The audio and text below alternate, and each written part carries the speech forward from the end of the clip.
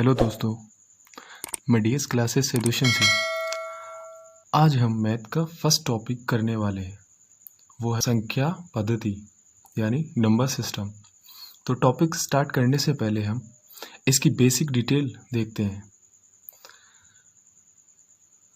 तो हम इसमें जानेंगे कि संख्या क्या होती है, कितने प्रकार की होती हैं, क्योंकि आगे काफ़ी सारे नंबर्स आएंगे, जैसे कि रियल नंबर क्या होते हैं, ये नेचुरल नंबर सब आएंगे। ठीक है, तो उसके बारे में हम यहाँ पे डिटेल में पहले एक बार देख लेते हैं। और ये जो थ्योरी है मैंने पहले ही लिख ली है। अगर मैं इसको साथ साथ लिखता तो वीडियो की जो टाइमिंग है थोड़ी बढ़ जाती, मतलब ज़्यादा लंबी हो जाती वीडियो। और फिलहाल में अभी हमें इतनी लंबी नहीं बनानी, मैं इसी में आपको बहुत ही अच्छे से समझाने की कोशिश करूँगा। अगर आप नोट्स बनाना चाहते हैं तो प्लीज़ पेन पेपर साथ लेकर बैठें और वीडियो को शेयर और चैनल को सब्सक्राइब जरूर कर दें। ज़्यादा समय ना लेते हुए चलिए वीडियो स्टार्ट करते हैं। अब हम देखते हैं संख्या यानी नंबर होते क्या। प्रत्येक संख्या अंकों द्वारा बनी होती है।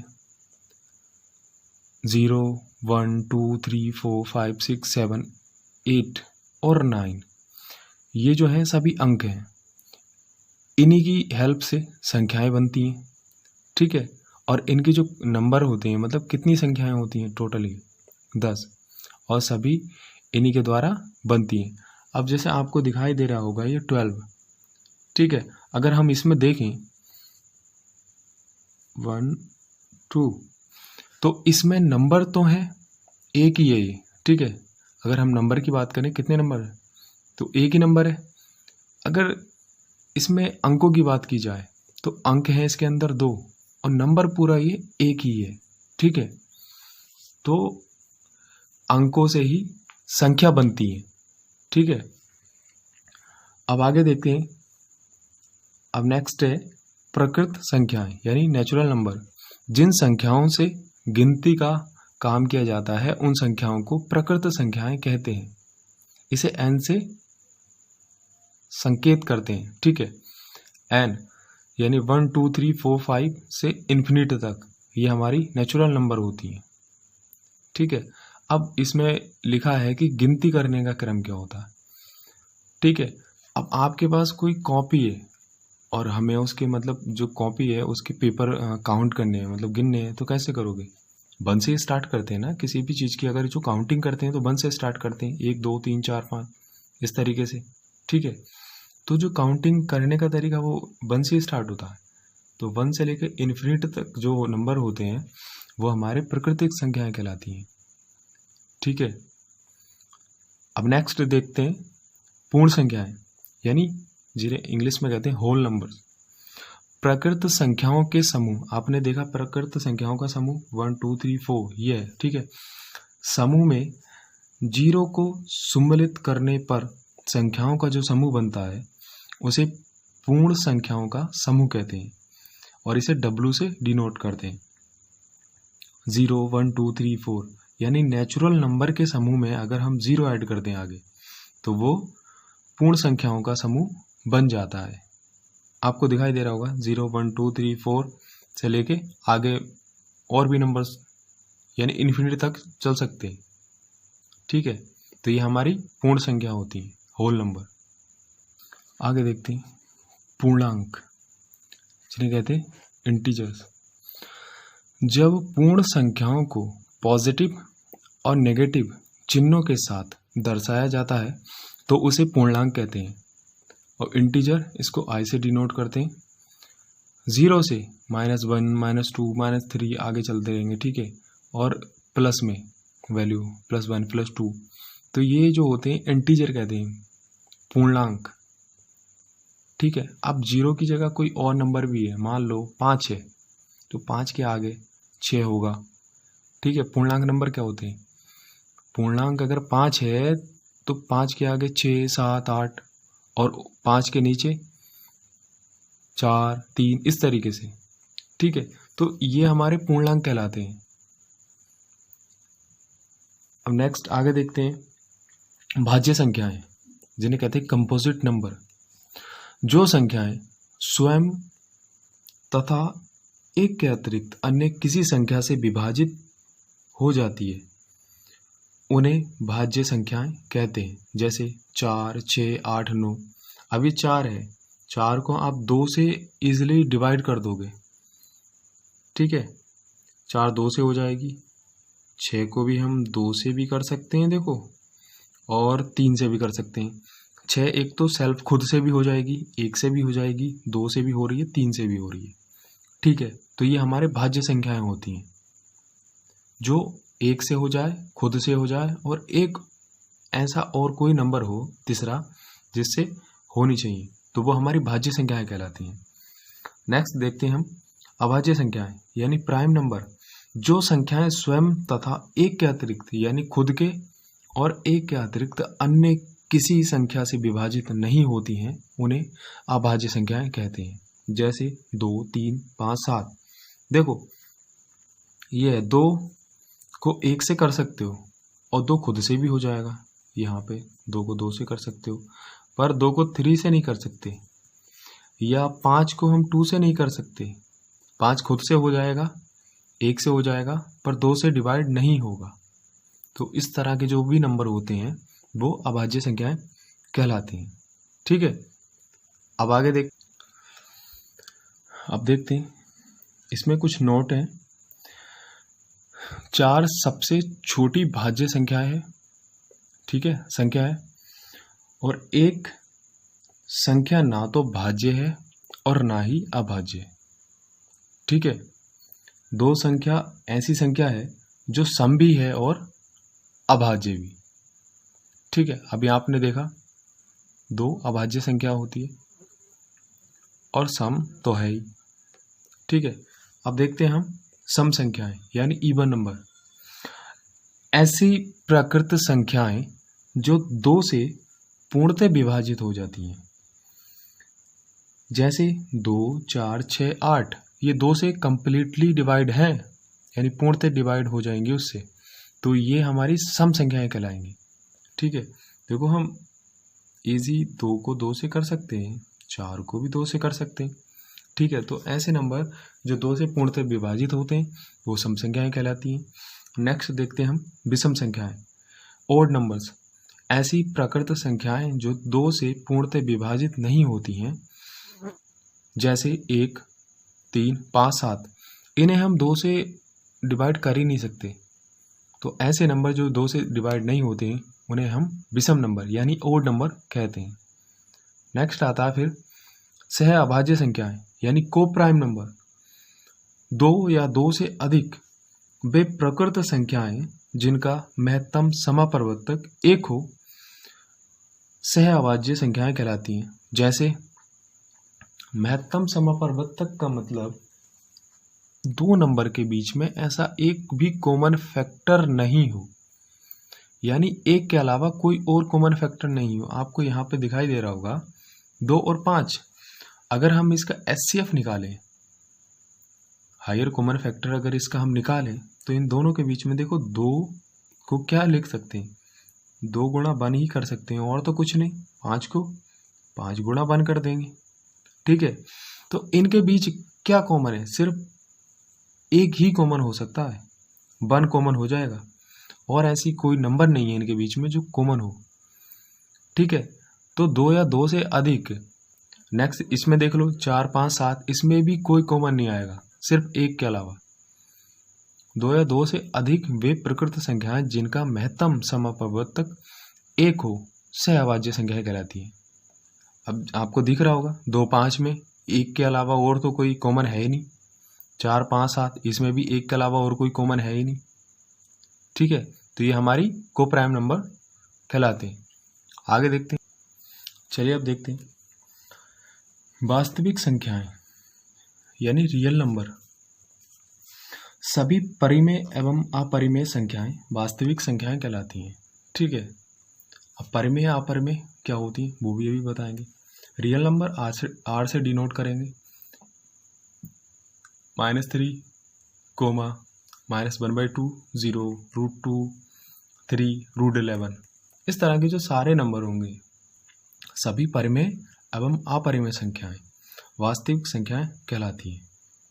ठीक है, नेक्स्ट आता है काल्पनिक संख्याएं यानी इमेजिनरी नंबर्स। नेगेटिव संख्याओं का वर्गमूल काल्पनिक संख्याएं कहलाता है। जैसे रूट के अंदर -2, रूट में -3, रूट में -5 भी हो जाएगा, आगे जितने भी आते रहेंगे। ठीक है, तो वो नंबर, इस तरह के जो भी नंबर होगा वो काल्पनिक नंबर कहलाएंगे, जहां आई की वैल्यू होती है √-1। ठीक है, अब देखते हैं परिमेय संख्या, रैशनल नंबर।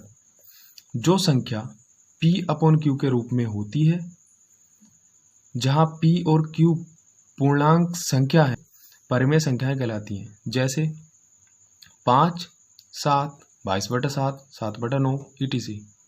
ठीक है, तो इसमें जो P और Q है आपस में एक पूर्णांक नंबर है और Q की वैल्यू परिमेय संख्याओं में कभी भी 0 नहीं होगी।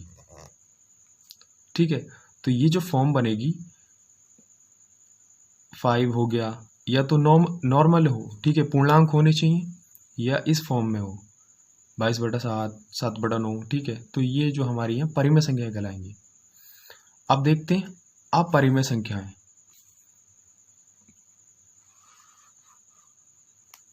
अपरिमेय संख्याएं हैं,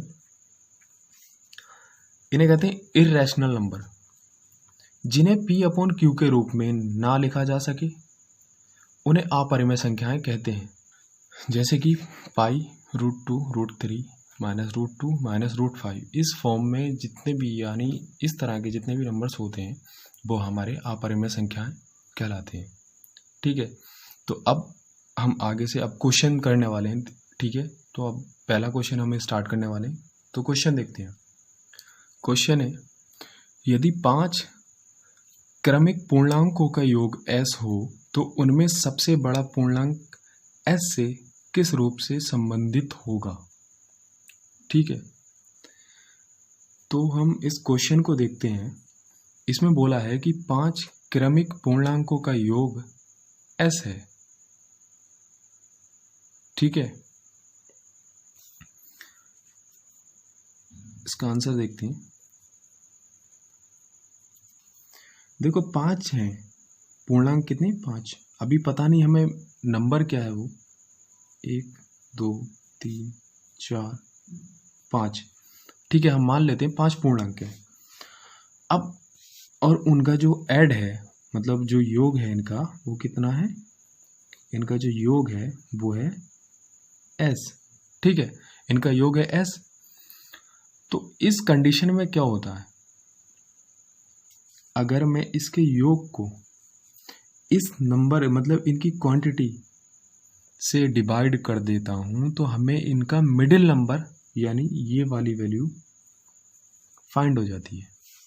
यानी कितनी क्वांटिटी है, मतलब कितने नंबर हैं, 5 है ना, इसको डिवाइड कर दो 5 से। 5 से अगर डिवाइड किया गया तो जो इसका मिडिल वाला नंबर है वो हमें फाइंड हो जाएगा। कितना हो गया, ये होगा s/5। अब आपको मैंने अभी पीछे बताया है कि पूर्णांक है, 0 से, प्लस में भी स्टार्ट होता है, माइनस में भी। अगर ये मिडिल नंबर है तो सबसे बड़ा कौन सा होगा, देखो इधर को तो कम, अगर ये मिडिल नंबर है तो इधर इससे कम होगा, फिर इससे कम होता जाएगा, आगे जितना चलेंगे 1 1 बढ़ता जाएगा। ठीक है, यहाँ +1 ऐड हो जाएगा, यहाँ +1 ऐड हो जाएगा, तो सबसे बड़ा कौन सा होगा पूर्णांक, सबसे बड़ा यही वाला होगा ना, लास्ट वाला। तो इसके साथ इसका संबंध दिखाना है, s का रिलेशन बड़े वाले के साथ में क्या होने वाला है वो हमें बताना है। ठीक है, तो देखो s/5 प्लस ये ऐड हो जाएंगे आपस में, कितना हो जाएगा 2। अब इसको देखो, एलसीएम ले लेंगे 5, तो s + 5 दूनी 10। तो इनके जो बीच में संबंध आ रहा है वो s + 10/5, जो कि ऑप्शन नंबर ए इसका राइट है। ठीक है, अब हम इसका नेक्स्ट क्वेश्चन देखेंगे। नेक्स्ट क्वेश्चन है, श्रेणी 1 + 2 + 3 + कि कितने पदों का योग 5050 होगा। ठीक है, तो हमें ये क्वेश्चन करना है। अब आपको ये दिख रहा होगा, ऐसा नहीं लगता कि आपको ये समांतर श्रेणी बनी हुई दिखाई दे रही है। ठीक है, सीरीज कौन सी है, 1 + 2 + 3 प्लस, ठीक है, और SN यानी जो n की वैल्यू इसमें हमें फाइंड कराई गई है। ठीक है, अब वो कितने पदों का योग 5050 है वो हमें देखना है। तो ये एक समांतर श्रेणी बन रही है, क्योंकि इसमें आप डिफरेंस देखो, 2 के बीच का डिफरेंस, एक 1 और 2 के बीच का डिफरेंस 1, 2 3 का डिफरेंस 1, तो इनके सेम डिफरेंस चल रहा है। ठीक है, तो अगर ये समांतर श्रेणी बन रही है तो हमें n की वैल्यू फाइंड करनी है। और आपको पता है, आपने इंटर में भी पढ़ा होगा ये फॉर्मूला। ठीक है, SN पदों का योग जो है उसका फॉर्मूला कितना होता है, SN n/2 ब्रैकेट में 2a + n-1 × d, ये इसका फॉर्मूला होता है। ठीक है, तो हम ये वैल्यू इसमें पुट करेंगे। आपको a की वैल्यू कितनी दे रखी है इसमें, यानी a फर्स्ट नंबर, d कितना आएगा, 2 नंबर्स के बीच का डिफरेंस d,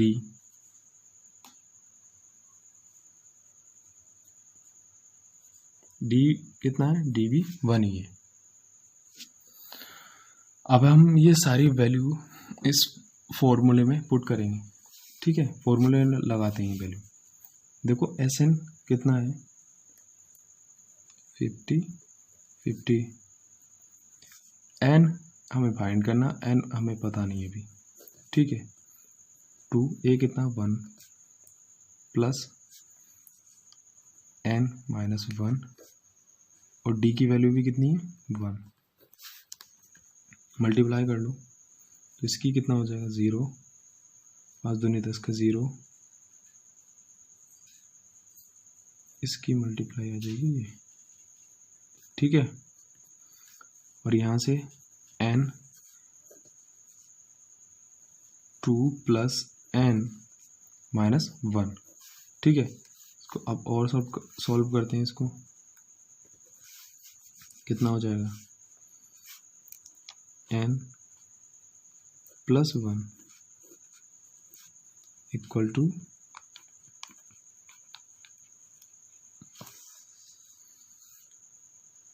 10,100। अब यहाँ पे इक्वेशन बन जाएगी n² + n = 10,100। ठीक है, अभी हमारे पास एक इक्वेशन बन के आ गई है। तो हम इसको फैक्टर के थ्रू भी कर सकते हैं, या हम ऑप्शन चेक करके देख सकते हैं। ठीक है, आपको ऑप्शन के थ्रू इसको कैसे देखेंगे, आपको ऑप्शन दिख रहे हैं। पहला ऑप्शन है 50, दूसरे में 51, तीसरा है 100, और जो फोर्थ वाला है वो 101 है। तो इस इक्वेशन के थ्रू हम क्या देखेंगे कि n² + n का जो एडिशन आएगा, यानी जो इनको n का स्क्वायर करो और फिर उसमें n की अगर हम वैल्यू जोड़ दें तो उसकी वैल्यू कितनी आनी चाहिए, 10,100। तो आप इसमें पहला देखो 50 है, 50 का स्क्वायर कितना हो जाएगा 2500, और 2500 में 25 जोड़ दोगे तो 10,000 तो वैसे नहीं बैठेगा। मतलब आप बिना पेन के ही कर सकते हो दिमाग से, मतलब अगर यहाँ पे सोचो तो आपको पेन इस्तेमाल करने की ज़रूरत नहीं है आगे को इसके। ठीक है, वहीं पे 51 देखो, 51 भी नहीं कर सकते, वहाँ तक वैल्यू पहुँच ही नहीं रही। फिर आता है हमारे पास थर्ड ऑप्शन। ठीक है, 100 का पहुँच सकता है, उसको चेक करो। देखो जब 100 का आप स्क्वायर करोगे +100 तो क्या बनेगा, 100 की स्क्वायर कितना हो जाएगा 10,000 + 100। अब इनको ऐड करना जरा, 0 0 1 0 1, तो आपका क्या बन गया 10,100, और यही आपका आंसर है। तो इससे फाइंड क्या हुआ, हमें n की वैल्यू फाइंड करनी थी, ठीक है, हमें n की वैल्यू फाइंड करनी थी। तो n कितना हो गया हमारा इसमें 100, ये जो 5050 आया था, जो 5050 आया था वो 100 संख्याओं का योग है, ठीक है। अब नेक्स्ट क्वेश्चन देख, अब हम फिर से एक जो फर्स्ट क्वेश्चन किया था, ठीक है, उसके टाइप का एक क्वेश्चन देखते हैं, ठीक है। ये क्वेश्चन है 7, आपको स्क्रीन पर दिखाई दे रहा होगा कि 7 क्रमागत विषम पूर्ण संख्याओं का योगफल 133 है, तो न्यूनतम विषम पूर्ण संख्या है वो बतानी है, ठीक है। तो इसको कैसे करेंगे, इसमें 7 जो है क्रमागत पूर्ण संख्याओं का योग, यानी उसी के अकॉर्डिंग, जैसे उसमें 5 थे, अब हमें इसमें नंबर पता, मतलब जो एक नंबर है, पूर्ण संख्या है, वो पता नहीं है, वो फाइंड करनी है। तो हमें इसमें ये तो पता है इनका योग कितना है, यहाँ पे योग दे रखा है इनका योग है 133, ठीक है, और ये 7 विषम पूर्ण संख्याओं का योग है। तो अगर हमें 7 1 2 3 4 5 6 7, यानी इस मिडिल नंबर की वैल्यू फाइंड करनी है, तो हमें इसको 7 से डिवाइड करना होगा। अगर हम इसके सम को 7 से अगर डिवाइड करें तो देखो कितना आएगा, साथीगण 7 6 यानी 19 आ जाएगा इसका, ठीक है, इसकी वैल्यू आ जाएगी 19। तो ये जो मिडिल नंबर है वो 19 है, ठीक है। अब यहाँ पे जो पूर्णांकों में आप सम और विषम समझो, तो उस कंडीशन में क्या होगा, इसमें डिफरेंस कितने का चलेगा, यहाँ पे रहेगा डिफरेंस 2 का। देखो अगला विषम कब आएगा, अगर हम इसमें 1 जोड़ेंगे तो विषम तो रहेगा नहीं, ये 20 हो जाएगा, 20 हो जाएगा, ठीक है।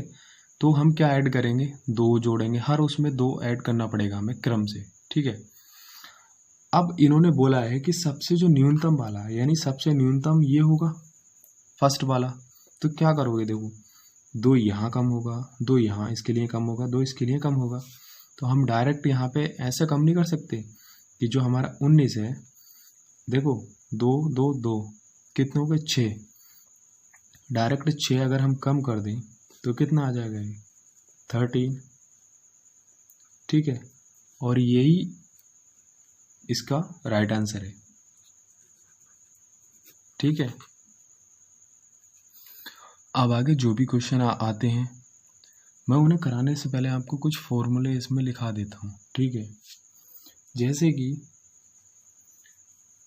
इसमें क्वेश्चन जो बनेंगे, तो पहले हम उसके फॉर्मूले देख लेते हैं कि 1, इस तरीके से हमें इक्वेशन मिले या सीरीज मिले, 1 का स्क्वायर प्लस 2 का स्क्वायर प्लस 3 का स्क्वायर से लेके ये कहाँ तक,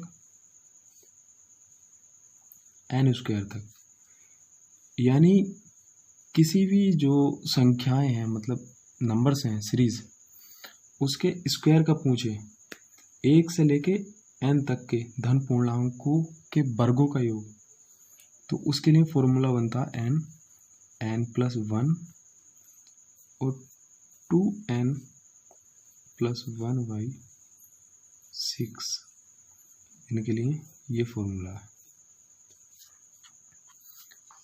ये लिखते हैं हम।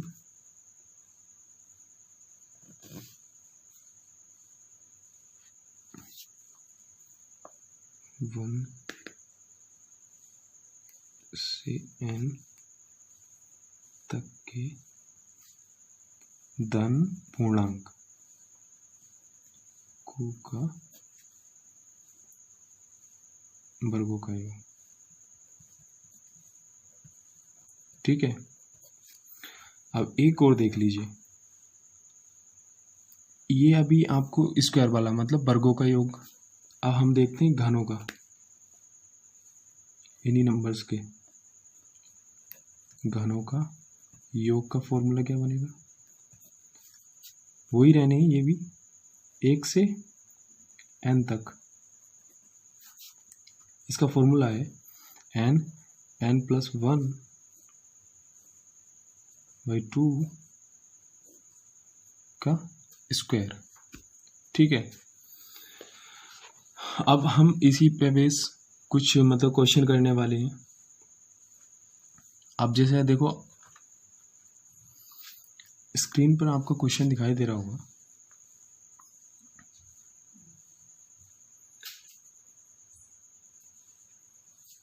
उसको देखते हैं हम। ठीक है, क्वेश्चन क्या है, 9 + 16 + 25 + 36 से लेके कहाँ तक है, 100 तक, यानी 9 + 16 + 25 + 36 + 100 तक के जोड़ का मान बताएं।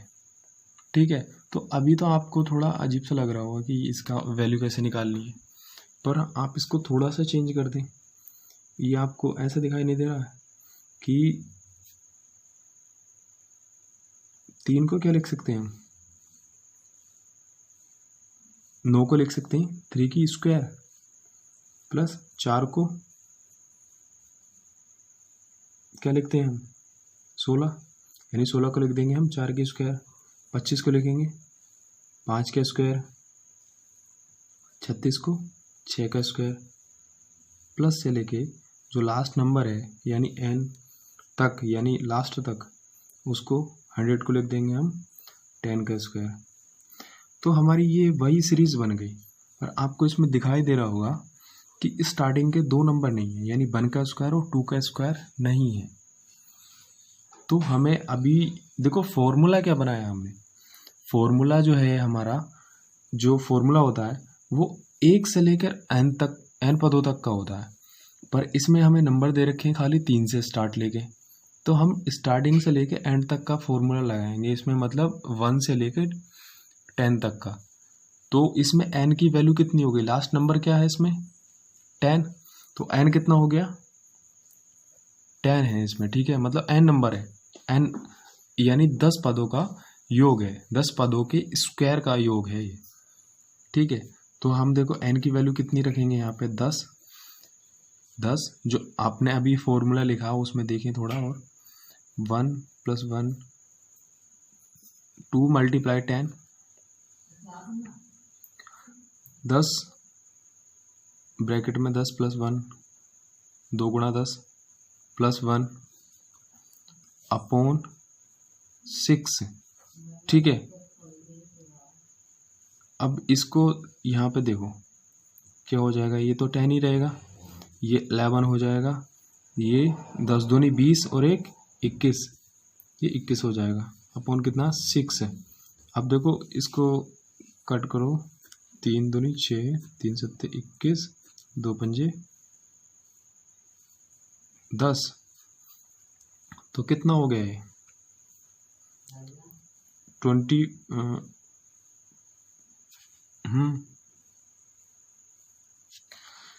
ये हो जाएगा 55 × 7।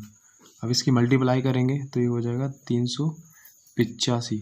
तो अभी तो ये आपको 1 से, हमने जो फॉर्मूला लगाया है वो 1 से 10 n पदों तक का है। ठीक है, 1 से n तक का निकाला टोटल है। अभी इसमें 2 नंबर नहीं है, कौन कौन से नहीं है, वो 1 का स्क्वायर प्लस 2 का स्क्वायर नहीं है, तो इनका योग अपना अलग है। कितना होगा इनका, देखो अगर स्क्वायर खोलोगे तो 1 + 2 का कितना हो जाएगा 4, योग हो जाएगा इनका 5। तो 5 इन 2 नंबर का नहीं है, तो हम इसमें से 5 हमें माइनस करना पड़ेगा। तो इसमें से हम माइनस करेंगे तो 380। आपको ऑप्शन नंबर बी जो है इसका वो राइट है। ठीक है, 380 इसका आंसर है। और वीडियो हम इसी क्वेश्चन पर समाप्त करते हैं। अब आगे जो क्वेश्चन आएंगे और दूसरी वीडियो में आएंगे। ठीक है। वीडियो कैसा लगा ये ज़रूर बताएं। धन्यवाद।